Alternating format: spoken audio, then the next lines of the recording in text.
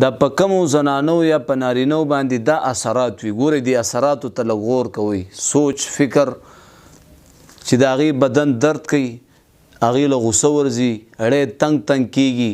دغه شان چې کوم د اړه باندې اور بل وي، دغه شور پې بدې لګي،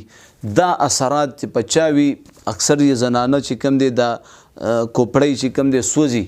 سوځي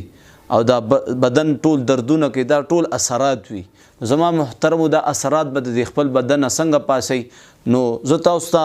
دا وظایف دې دپاره ښیم چې په خپله باندې زما طرف اجازه ده، په خپل کورونو کې چې کوم دی خپل بچي، خپله زنانه، خپل چې کوم دی ځان په خپله دمو انشاءالله العزیز چې ښه نه شوي زه ذمهوار د الله په فضل سره.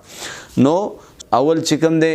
وزل به درود شریف وای، چې کوم درود شریف تاسو له درځي، وزل به سورت فاتحه وای، وزل به سورت اخلاص وای، وزل به بیا اخره کې درود شریف وای، او هغه به چې کوم دی په اوبو باندې چوف کوي او هغه اوبو باندې به داسې ځای کې غسل وکړي چې اوبه ګنده ځای ته لاړې نشي، یعنی په یو خانه کې یا په یو غټ لوښي کې چې کوم دی اوبه راشي او اوبه په پاک ځای کې واړوئ چې ګنده ځای ته لاړې نشي. انشاءالله العزیز یو ځل دوه ځل دې د عمل وکړي، دا بدن مې داسې سپک شي چې انشاءالله خوشحاله بشي، تر او تازه بشي.